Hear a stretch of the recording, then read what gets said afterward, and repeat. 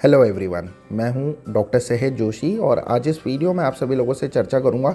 अगर आपके शरीर में कहीं पर को भी चर्बी की गांठें बन गई हैं, ये चर्बी की गांठें आपकी सिंगल हो सकती हैं या मल्टीपल, बहुत ज़्यादा भी देखने को मिलती हैं। अधिकतर जिस किसी के भी व्यक्ति को चर्बी की गांठें शरीर में बनने लग जाती हैं, वो बहुत ज़्यादा परेशान हो जाता है। विभिन्न प्रकार की होम रेमेडीज़ ट्राई करता है, विभिन्न प्रकार के ट्रीटमेंट ट्राई करता है, संभवतः यूज़ करता है उन ट्रीटमेंट्स को और 4-6 महीने में उन इलाजों को इस्तेमाल करने के बाद हताश परेशान होकर सभी ट्रीटमेंट मोड्स को छोड़ देता है। अगर किसी व्यक्ति को लाइपोमा की दिक्कत परेशानी है, अगर आप दवाइयों के साथ साथ अपनी फूडिंग हैबिट्स में चेंजेस लाएंगे, आपको स्पेसिफिक अगर लाइपोमा की दिक्कत परेशानी है, तो आप सभी लोगों को ये पता रहना चाहिए कि ये जो लाइपोमा की गांठें होती हैं, इनमें आपको क्या क्या चीज़ों को इस्तेमाल नहीं करना चाहिए और किन किन चीज़ों को आपको इस्तेमाल करना चाहिए। आज चलिए बिना किसी देरी के इस interesting amazing health related video को शुरू करते हैं। यदि किसी को भी लाइपोमा की दिक्कत परेशानी और वो मेरा वीडियो ये देख रहे हैं, तो मैं उन सभी लोगों से रिक्वेस्ट करूँगा कि आप लोग वीडियो को एंड तक ज़रूर देखिएगा। ये वीडियो काफ़ी आपके लिए हेल्पफुल होने वाला है।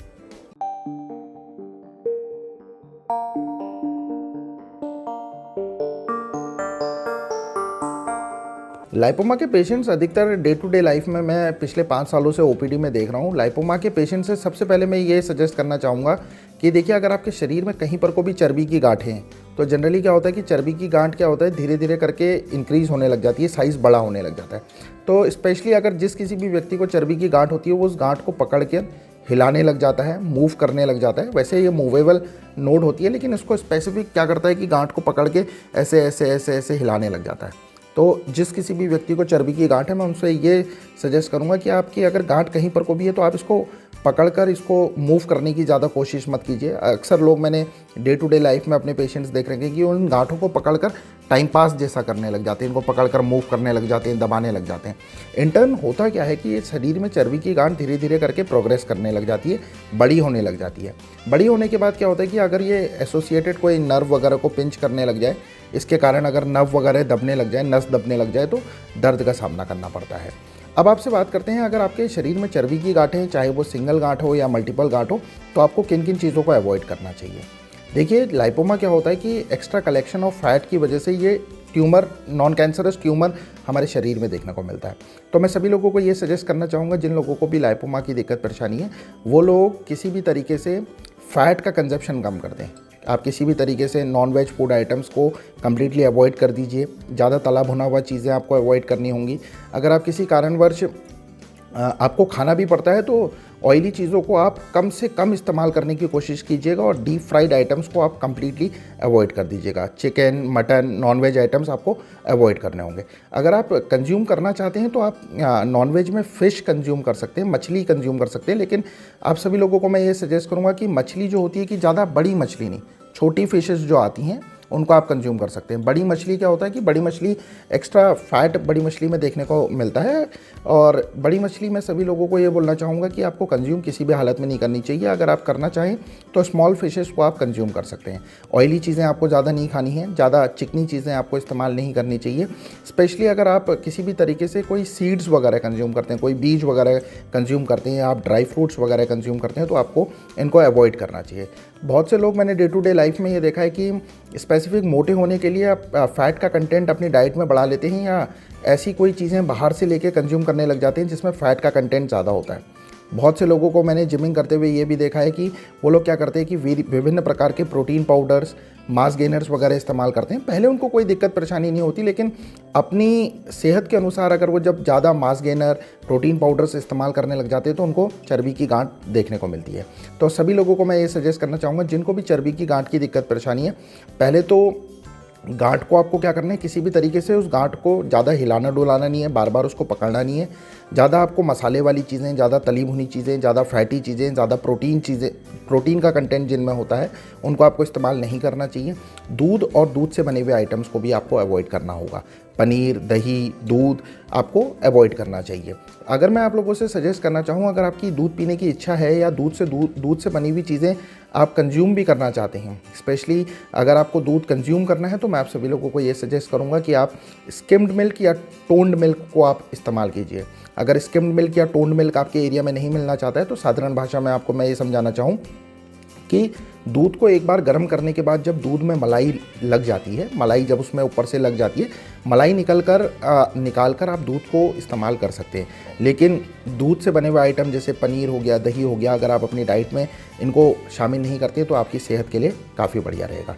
चलिए अब आपसे बात करते हैं कि आपको अगर लाइपोमा की दिक्कत परेशानी है तो आपको किन किन चीज़ों को इस्तेमाल करना है। देखिए, टू बी वेरी फ्रैंक, मैं आप सभी लोगों को ये सजेस्ट करूँगा कि आप साधारण घर का बना हुआ दाल, चावल, रोटी, सब्जी आप इस्तेमाल कर सकते हैं।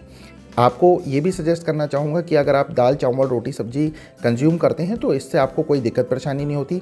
आप विभिन्न प्रकार की हरी सब्जियों को अपनी डाइट में इंक्लूड कीजिए।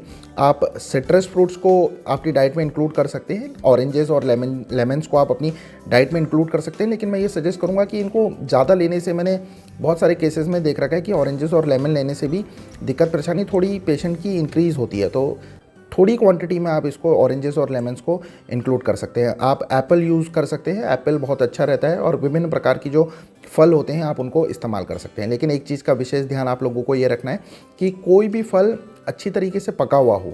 आपको कच्चा पक्का फल, जो ज़्यादा खट्टा फल होता है, इनको आपको अवॉइड करना चाहिए। अब आपसे बात करता हूँ कि अगर आपको लाइपोमा की दिक्कत परेशानी है तो लाइपोमा की दिक्कत परेशानी के लिए सबसे बेस्ट मोड ऑफ ट्रीटमेंट क्या होता है, क्योंकि कॉस्मेटिक रीजंस के कारण क्या होता है कि ये शरीर में अगर गर्दन में हो जाए, हाथ में हो जाए, तो बड़े बड़े से लम्स क्या होता है कि बहुत ज़्यादा पेशेंट को क्या होता है कि पेशेंट को तो होता ही होता है, लेकिन अगर वो कहीं भी बाहर जाता है तो वो बहुत भद्दा सा लगने लग जाता है। तो ना पूछते हुए भी लोग पूछते हैं कि ये क्या हो गया, कैसे हो गया, क्यों हो गया। इस कारणवश पेशेंट क्या होता है कि बहुत ज़्यादा मेंटली परेशान हो जाता है। लाइपोमा के पेशेंट से मैं ये बोलूँगा कि अगर आपको लाइपोमा की दिक्कत परेशानी है तो आपको इस प्रॉब्लम के बारे में ज़्यादा सोचना नहीं चाहिए। मोस्ट ऑफ द केसेस में पेशेंट दिमाग से बहुत ज़्यादा इस प्रॉब्लम के बारे में सोचने लग जाता है। आपको ये सोचना चाहिए कि आपको स्पेसिफिक ये लाइपोमा की दिक्कत परेशानी है तो ये कैसे सही होगी। सही होने का तरीका इसका ये है कि आपको किसी कुशल अनुभवी क्वालिफाइड होम्योपैथ डॉक्टर से अगर आप परामर्श लेकर उनसे ट्रीटमेंट लेते हैं, आप अपने लक्षणों के आधार पर डॉक्टर को मिलकर अगर इसका इलाज लेते हैं तो होम्योपैथिक दवाइयों से लाइपोमा का प्रॉब्लम एब्सोल्युटली ठीक होता है। अगर आपको लाइपोमा शरीर में अभी भी बन रहे हैं या आपको बरसों साल पुराना प्रॉब्लम क्यों ना हो, होम्योपैथिक डॉक्टर की गाइडेंस में अगर आप ट्रीटमेंट लेते हैं, उनके द्वारा मैनेजमेंट फॉलो करते हैं, तो लाइपोमा के पेशेंट्स, लाइपोमा के जो प्रॉब्लम्स होते हैं इनको ठीक किया जा सकता है। लाइपोमा की जैसे टेंडेंसी होती है कि ये धीरे धीरे करके अपना साइज़ इंक्रीज़ करने लग जाता है, शरीर में बहुत ज़्यादा हो जाते हैं, लगभग 50, 60, 70 लाइपोमा भी पूरे बॉडी में देखने को मिलते हैं। तो मैं उन सभी लोगों को ये सजेस्ट करूँगा कि अगर आपके बॉडी में सिंगल या मल्टीपल लाइपोमास हैं तो अभी भी वक्त रहते रहते आप किसी अनुभवी क्वालिफाइड होम्योपैथ डॉक्टर से ज़रूर एक बार परामर्श लीजिए और उनके द्वारा बताई गई मेडिसिन को यूज़ कीजिए।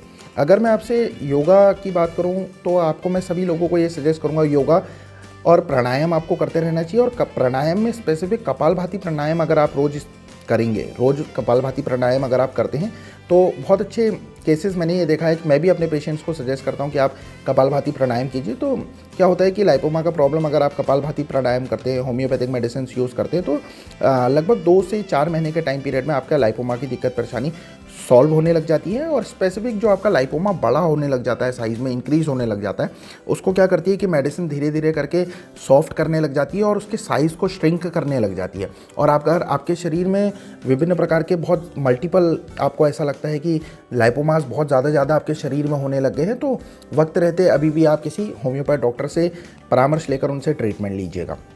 साथ ही साथ मैं लाइपोमा वाले पेशेंट्स को ये सजेस्ट करूंगा कि जो भी मैंने डाइटरी रेस्ट्रिक्शंस बताई कि आपको किन किन चीज़ों को इस्तेमाल नहीं करना है, आप इनको इस्तेमाल मत कीजिएगा। साधारण घर का बना हुआ कम नमक मिर्च मसालों वाला खाना, साधारण दाल, चावल, रोटी, सब्जी, विभिन्न प्रकार के फल खा सकते हैं। थोड़ा खट्टे फलों को आपको अवॉइड करना चाहिए।